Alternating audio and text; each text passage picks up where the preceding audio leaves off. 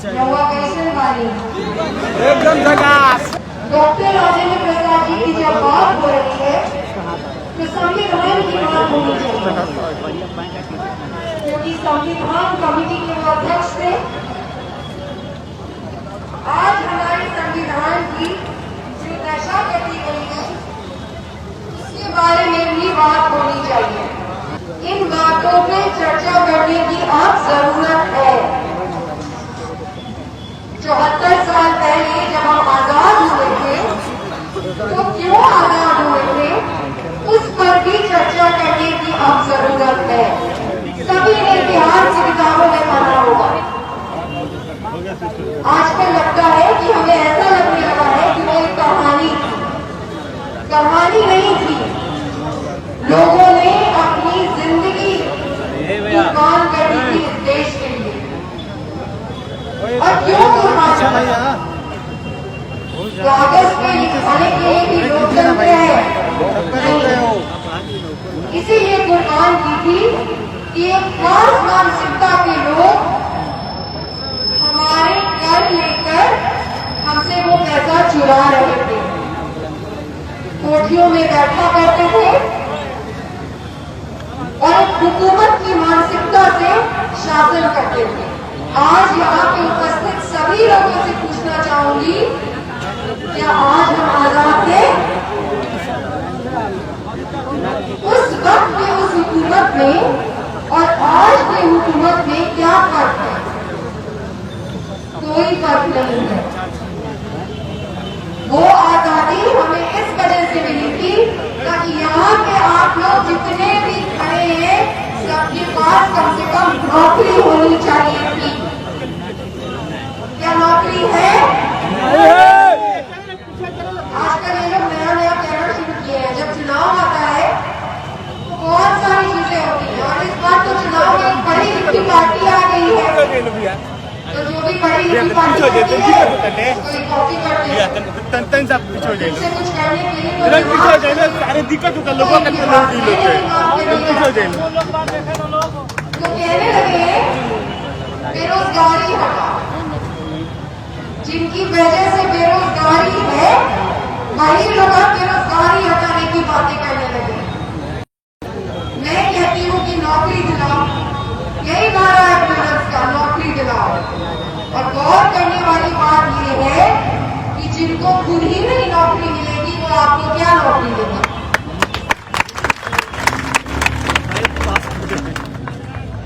ये भी कहने लगे गरीबी हटाओ।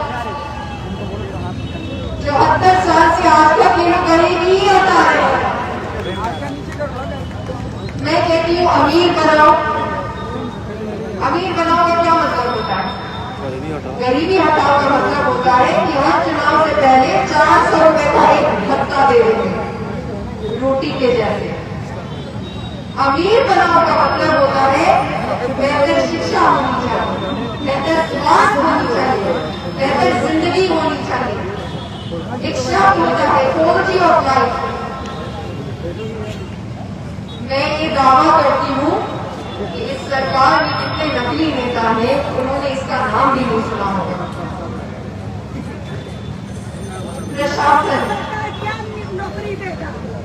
प्रशासन की बात करते हैं। कल हम बिहार का सरकार नीतीश जी कुछ देंगे और ना नरेंद्र मोदी कुछ देंगे,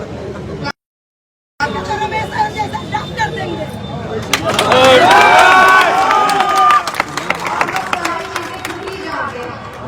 इसलिए बहुत जागरूक करने की मुझे जरूरत नहीं पड़ेगी। यहाँ पे कल हम लोग जा रहे थे डीएम साहब से मिलने के लिए।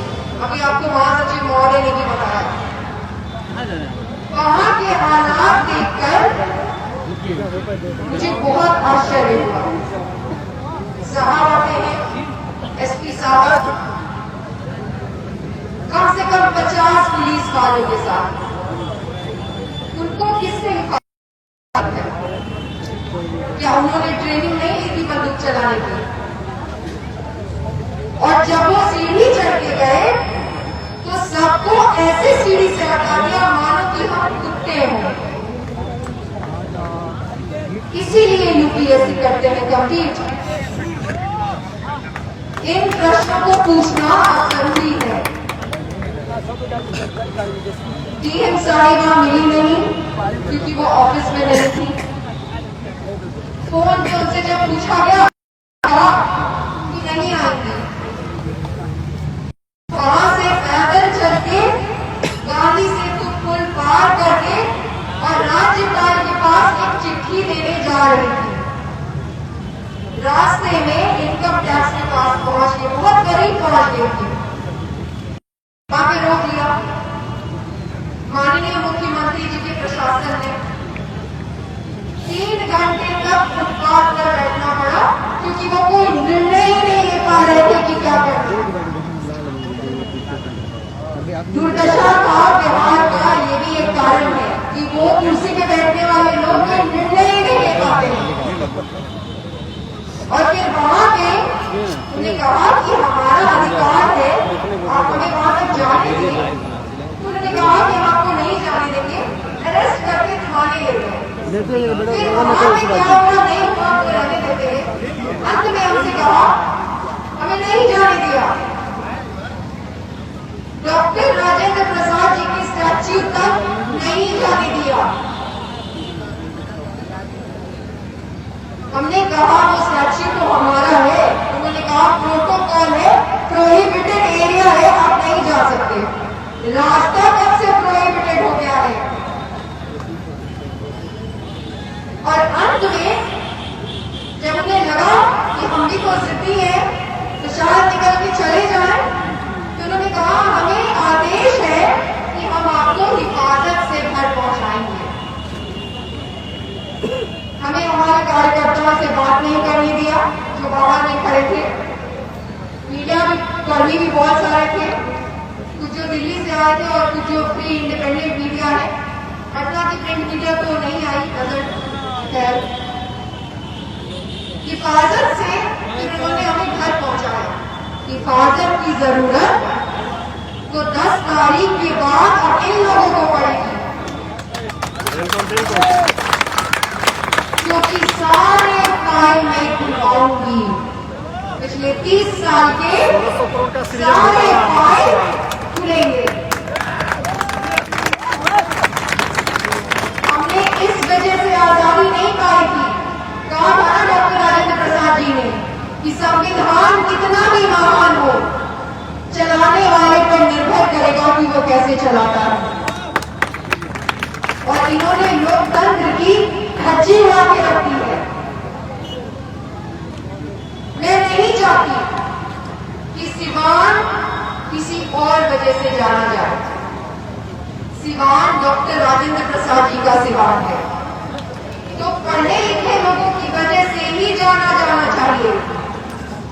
और लोग मुझे ये भी कहते हैं कि आपकी हर बात से सहमत हैं, आपके समर्थक हैं, लेकिन मोदी जी को बहुत पसंद करते हैं। मोदी जी नहीं आएंगे सीएम बनने।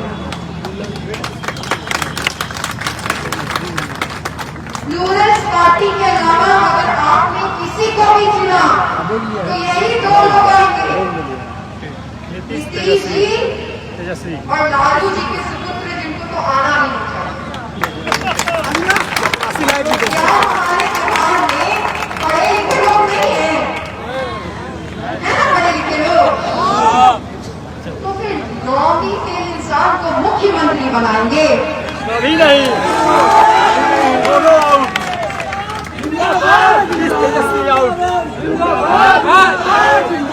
सोच के देखिए, पहले भी हमने तो इतना मजाक उड़ाया जाता था। याद करके देखिए, हमारे मुख्यमंत्री के नाम पे अनपढ़ होने का, अंगूठा छाप होने का और क्या क्या सब कुछ सुना है बिहार के बारे में, भारत में। अब कहेंगे 9वीं फेल मुख्यमंत्री। ये तो नहीं चाहिए और ये होने नहीं देंगे। पूछते हैं कुछ लोग मुझसे आगे कि आपको क्यों चुने, आपको क्यों चुने, ये पूछने की जरूरत है। हम उनको क्यों चुनेंगे? एक जो कि बहुत ढिंढोरा पीटते हैं सुशासन का,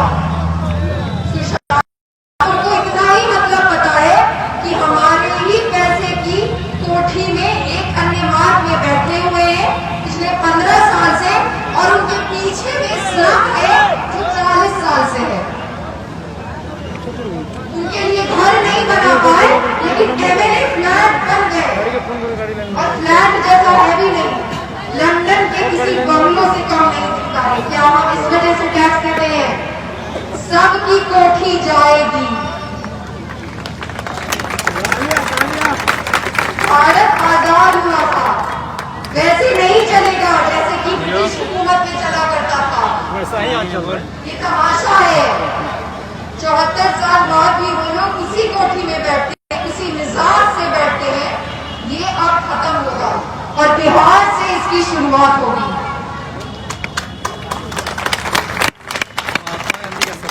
बहुत सारी ऐसी चीजें हैं जिसकी हमें आदत हो गई है, बहुत सारी चीजें। बहुत लोग मुझे आके ये भी कहते हैं कि हम आपको क्यों चुने, क्योंकि आप युवा हैं।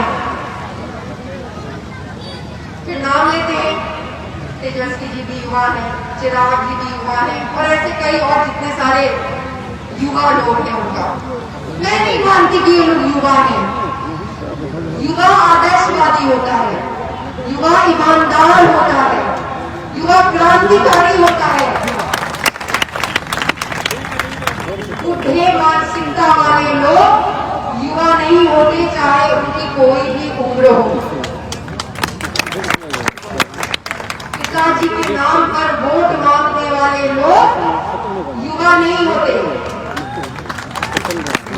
जिनकी कोई काबिलियत नहीं होती है, खुद को लीडर कहने वाले लोग युवा नहीं होते।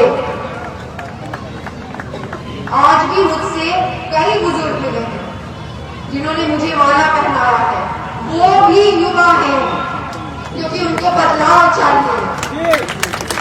जिस भी व्यक्ति को बदलाव चाहिए, जो भी व्यक्ति ईमानदार है, क्रांतिकारी है, वो युवा है। और ये लोग तो कतई युवा नहीं है। बिहार हम इनको क्यों दे दें? तेजस्वी जी को और नीतीश जी को बिहार क्यों दे दें? नीतीश जी के सुशासन को 15 साल देखा है, क्या विकास हुआ है? मैंने सिर्फ यही सुना है, सड़कें हैं, सड़कें हैं। सड़कें तो कैसी हैं वो मैं नहीं देखती। 15 साल से ये सड़कें की ही चर्चा कर रहे हैं। हमने सड़क बनाया, बिजली लाया, सड़क बनाया, बिजली लाया। कम से कम वो तो 100% सही तरीके से कर लेते।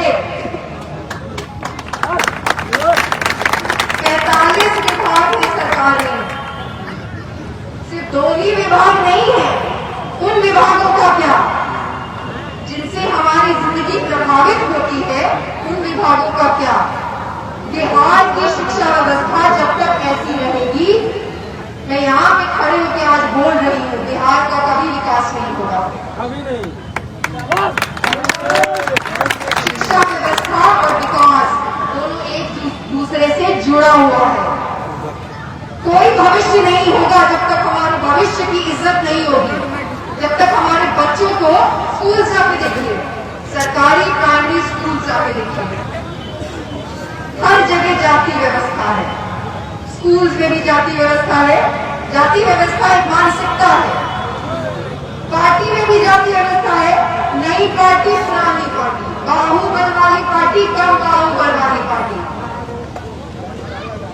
हमारे लगभग 100 नामांकन इन्होंने रद्द कर दिए। क्या आज तक भारत के इतिहास में किसी ने सुना है कि किसी पार्टी के प्रत्याशी का नामांकन रद्द हो गया हो? मैंने नहीं सुना है। किसी ने ये भी कहा कि आपके नए लोग थे। किसी ने ये भी कहा कि पता नहीं आपने अनपढ़ लोगों को दे दिया और इतना पढ़ा लिखा होने की बातें करते हैं। अनपढ़ लोग होने की वजह से अगर नामांकन रद्द होते तो 99% जो नकली नेता है वो कभी चुनाव ही नहीं लड़ पाते। अब आगे बढ़ने का वक्त है। बाल पका लेना अनुभव नहीं होता, फिर तो किसी को भी ले जाके बैठा देते हैं। सरकार के लिए नीतियां बनानी आनी चाहिए। इतना आसान नहीं होता। किसी भी राज्य को चलाना इतना आसान नहीं होता। उसके लिए नीतियां बनानी आनी चाहिए और वो सीखना मुश्किल होता है। वो मैंने सीखा है, विकसित देशों के लिए नीतियां बनाई है, इसलिए कह रही हूँ। एक भी रुपए का इस्तेमाल नहीं हो, ये ध्यान रखा जाता है। ऐसे ही राजा महाराजा के जैसे पूछते नहीं यही कहते थे सवेरे सवेरे कि अब एक काम करिए, पटना में सिर्फ फ्लाईओवर बनाइए और बनाते जाइए, सिर्फ कंस्ट्रक्शन के काम करिए और चुनाव तक में सबको खत्म कर दीजिए। मैं क्या कह रही हूँ सबको समझ में आ ही रहा होगा।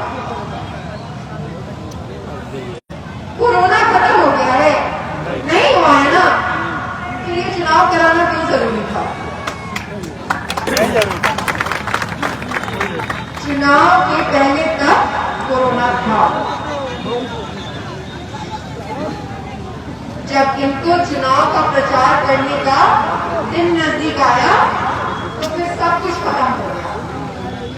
वॉक ओवर चाहिए। इन सबको पता है कि अगर प्लूरल्स की सरकार वहां पे आ गई तो इनका जो ये राजनीति के नाम पे धंधा चल रहा है वो हमेशा के लिए खत्म हो जाएगा। क्योंकि अगर हम कुछ नहीं भी करें, ये भी बता देती तो कहते हैं ना कि आप करेंगे कि नहीं करेंगे, प्लूरल्स पार्टी कुछ करेगी या नहीं करेगी उसका 50% संभावना है। कर भी सकती है, नहीं कर सकती, लेकिन ये दोनों तो कुछ नहीं करेंगे उसका 100% संभावना है। और अगर हम सभा में बैठ भी गए ना तो भी बिहार का विकास हो जाएगा, क्योंकि ये लोग तो वैसे भी कोई काम नहीं करते। बिहार को पूरे तरीके से बदलने की जरूरत है और वही करने आए हुए हैं। राजनीति का जो स्तर इतना गिर गया है, हर चीज का स्तर गिर गया है। हर व्यक्ति जो उस लोकतंत्र के तंत्र में है किसी न किसी के लिए बैटिंग कर रहा है। कोई किसी की तरफ है, कोई किसी और की तरफ है। किसी का नाम ले लीजिए तो उसको लगता है कि अच्छा ये उनकी तरफ है। 100 बार पूछा अब राइट है कि लेफ्ट है, 100 बार कह चुकी हूँ। प्लूरल्स नाम है पार्टी का। प्लूरल्स का मतलब ही होता है कि हर जाति और हर धर्म के लोग एक साथ शासन करें और यही बिहार चाहिए मुझे। ये लड़ के किसी का भला नहीं हुआ है, सिर्फ नेताओं का भला हुआ है। अभी आप किसके बगल में खड़े हैं, क्या उससे पूछे हैं कि आपकी जाति क्या और धर्म क्या है? ये लोग जाति के नाम पे जाके वोट ले आते हैं। मैं पूरा बिहार घूम चुकी हूँ, वापस कभी नहीं जाते। सबकी हालत एक जैसी है, सबकी हालत खराब है। ये मौका है। और लोग ये भी कहते हैं अभी तो आप नया आए हैं, 5 साल देखेंगे, 5 साल और संघर्ष करें। 5 साल और संघर्ष करना है, 5 साल और नौकरी नहीं चाहिए, बड़ी संघर्ष कराएंगे। आप तो ये कह रहे हैं कि हम 5 साल और जिंदगी बर्बाद करते हैं, आपको उसके बाद देखते हैं। चिन्ह होता है एक दिन। आप अंदर का जो बुद्धिमान व्यक्ति है, आज उससे मैं ये अपील कर रही हूँ, एक दिन ही जाना होगा, एक बटन दबाना होगा। सबको देख चुके हैं,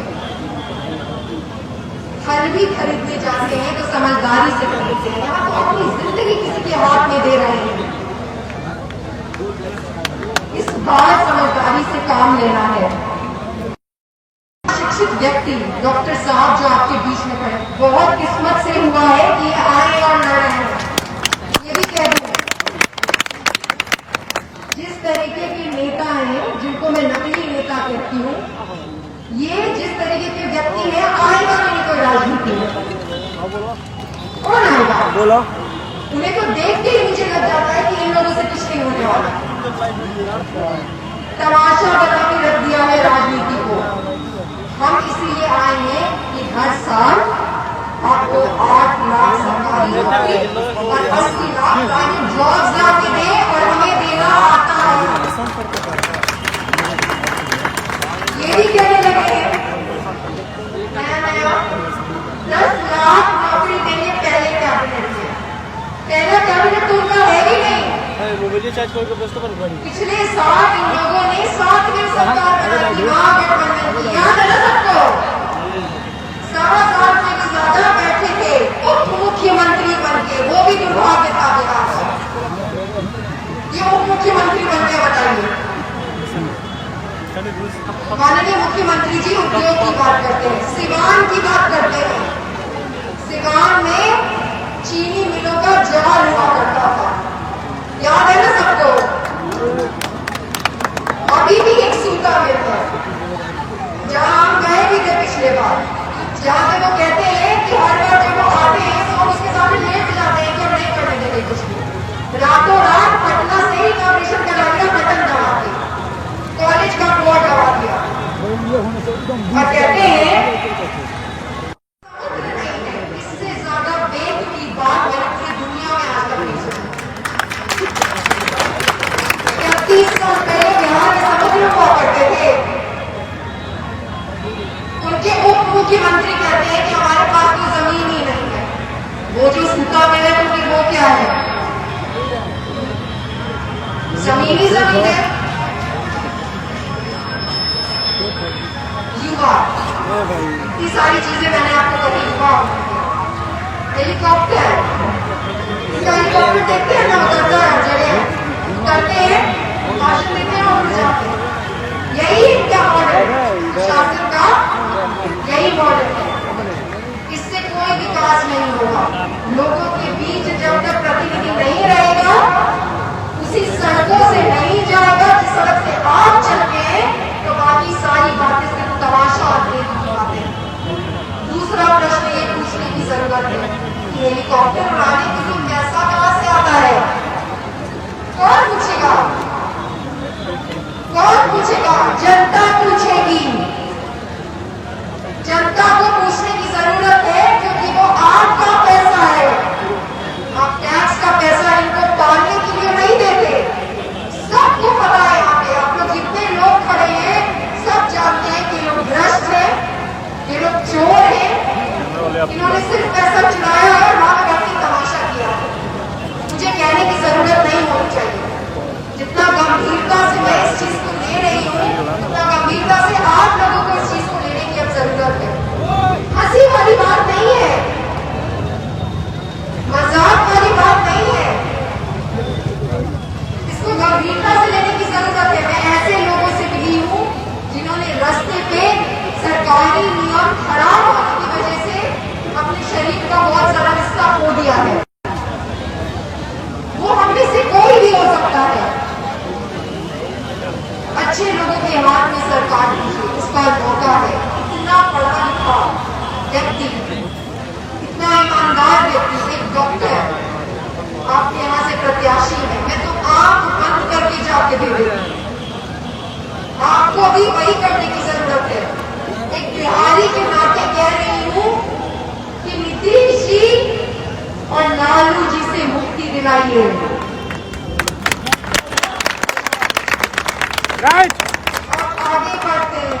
और आज पहली बार सिवान की इस धरती पे जहां मैं खड़ी हूँ, डॉक्टर राजेंद्र प्रसाद जी का नाम आया, संविधान का नाम आया, तो एक और व्यक्ति है जिनका नाम आना चाहिए, असली नेताजी सुभाष चंद्र बोस जी। उनको याद करके मेरे साथ सबसे पहले तो ये कह दीजिए, नौकरी चाहिए ना सबको,